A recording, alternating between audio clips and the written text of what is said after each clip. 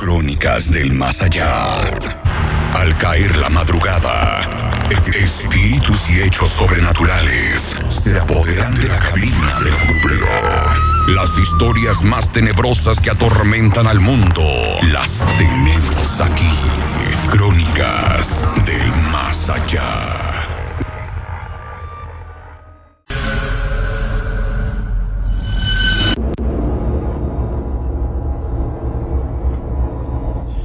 Así como hay historias aterradoras, hay algunas otras que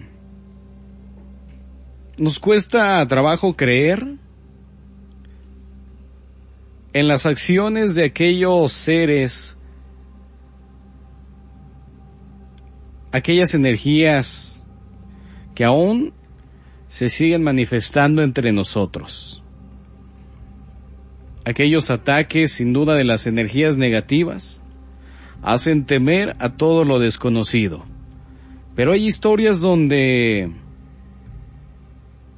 amigos, familiares que han partido de este mundo regresan para hacernos alguna advertencia, o para ayudarnos en alguna situación, para cuidarnos.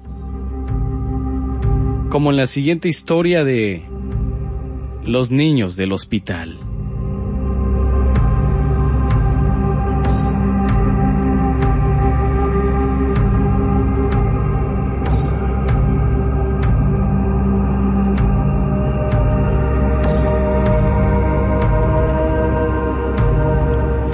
A Jonathan le faltaba poco para acabar su turno como velador. Los pasillos del hospital son muy largos y fríos, y a veces pasar por ellos dan escalofríos. A Jonathan le dijeron que tenía que ir por el cuerpo de una niña que había fallecido en la planta de pediatría. Tenía que llevarla a las cámaras frigoríficas donde se encuentran todos los demás cadáveres. Jonathan tomó a la pequeña y se dirigió al sótano. Era una niña de alrededor de unos 7 años. Llevaba una cinta en la cabeza como si fuera una corona de princesita porque ya no tenía su cabellera. Lo más extraño de ella fue que parecía feliz. No tenía ni una expresión de tristeza en su rostro. Es como si supiera que iba a morir y ella lo había asimilado. Una vez abajo en las puertas de las cámaras, tenían puesto ya el nombre del muerto y la edad que tenía. Me quedé sorprendido porque, por desgracia, yo bajo muy a menudo. Pero lo más que me impresionó fue que de las 10 cámaras que hay, las 9 estaban llenas y eran todas de muertes de niños. Llevo 10 años aquí y es la primera vez que veía que pasaba esto. Abrí la que estaba vacía y puse el cuerpecito de la niña que había bajado. Cerré la puerta y puse el nombre y la edad de la niña. Cuando me giré para irme dejando detrás de mí las cámaras frigoríficas, un escalofrío y una tristeza me invadió en todo el cuerpo. Respiré hondo y me recompuse para seguir con mi trabajo. Pero al ir a cerrar la puerta principal de abajo, empecé a escuchar un llanto. Al principio, era algo así como un susurro, pero cada vez se hacía más fuerte, hasta llegar a un momento que parecía que lloraban varias personas.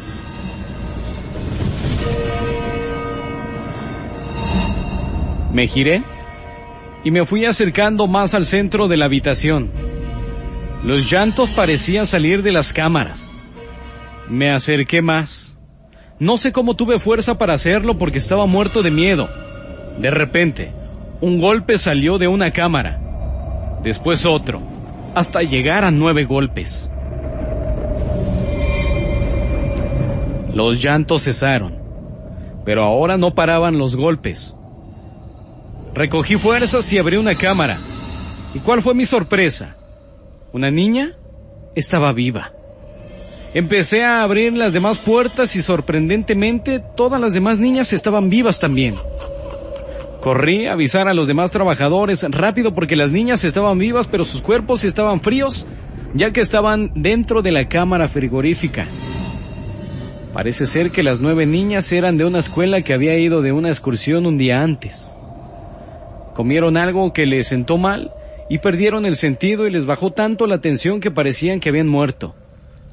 Al final, al cabo, todo terminó de buena manera. Solamente quedó en un susto.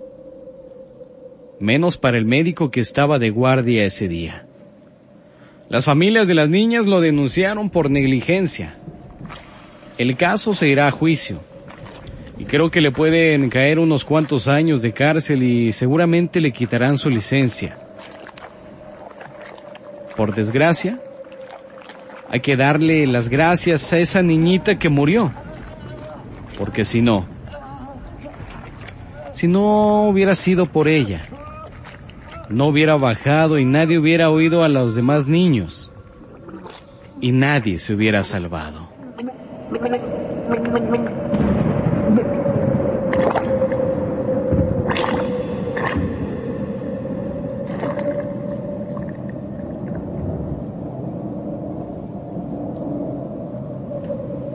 Las historias de las brujas y de los nahuales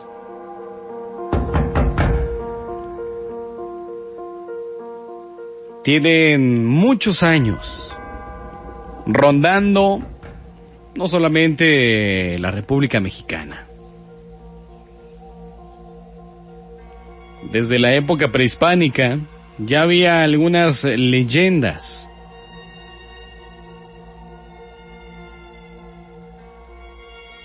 Como la del nahual sin cabeza.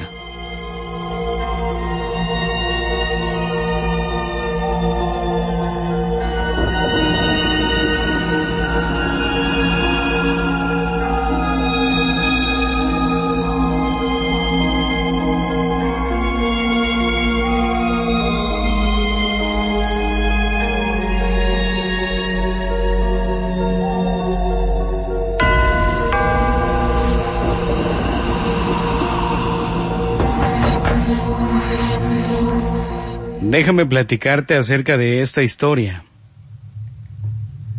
La historia de Yotlalpetzutli, o hacha nocturna, es una de las más antiguas de México, ya que data de tiempos prehispánicos. Sin embargo, actualmente no es tan conocida, pese a que durante mucho tiempo inspiraba auténtico temor entre los mexicanos. La historia tiene una clara relación entre el dios Tezcatlipoca, quien era el señor de la oscuridad. Debido a ello, era común que los antiguos mexicanos le temieran. De acuerdo con la leyenda, al dios le gustaba espantar a la gente en la noche.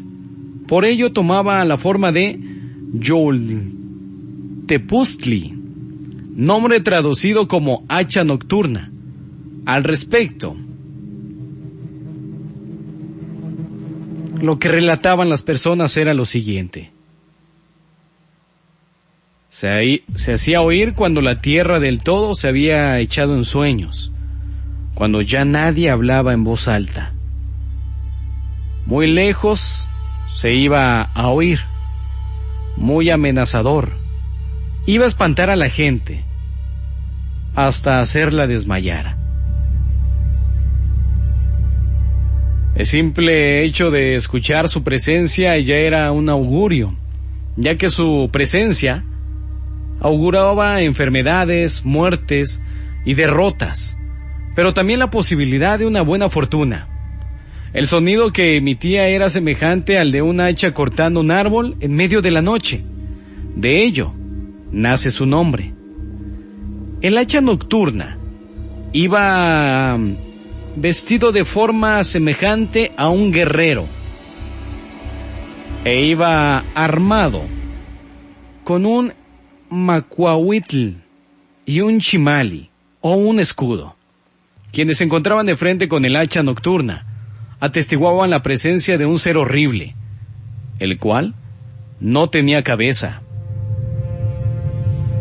Su pecho se abría y cerraba mostrando sus órganos, y su cuello Era semejante a un tronco. Comentaban que era un hombre con el pescuezo cortado, el pecho abierto, que lo que sonaba era su pecho como si se juntaran sus bordes. Sin embargo, había quienes buscaban encontrarse con el nahual, pues se decía que si un individuo lograba tomar el corazón de este ser, podría pedirle lo que quisiera. El añorado deseo sería concedido por Moquequeloa, el burlón, otro nombre de Tezcatlipoca, para que lo dejaran en paz. Este ser ofrecía una espina de maguey. Sin embargo, aquel guerrero victorioso debía solicitar por lo menos 4. Esto auguraba que el guerrero capturaría dicha cantidad de prisioneros en la guerra, trayendo consigo fortuna, fama y poder. En algunas ocasiones, el dios llamaba al captor amigo o colibrí, y en otras los llamaba enemigo para atemorizarlo. El objetivo era saber a su captor que se había encontrado con algo relativo a su suerte. Un hombre valeroso no debía claudicar en su demanda. Otra forma de saber qué es lo que pasaría, este encuentro con este ser, era el robarle su corazón. Si al día siguiente el corazón se convertía en espinas de maguey o algunas plumas preciosas, seguramente se trataba de un buen destino. Si por el contrario el corazón se transformaba en carbón o tela vieja, se acercaban miserias y muerte. Esta respuesta del dios tenía una relación directa con el comportamiento moral del individuo. Finalmente, si quien se encontraba con el hacha nocturna era un cobarde, nada bueno le podía esperar, pues el dios aprovechaba para burlarse del individuo y atemorizarlo. Tras el encuentro, el cobarde vivía atormentado y recibía como fortuna la miseria, la muerte y la enfermedad.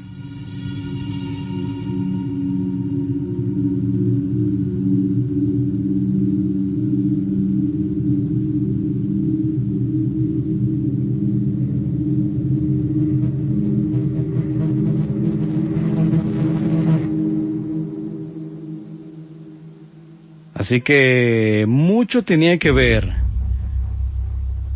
la persona y el encuentro que tuviera con este nahual, con el hacha nocturna. De ahí dependería si serían enemigos, si obtendría premios, recompensa o castigos. El encuentro con el hacha nocturna, el nahual sin cabeza.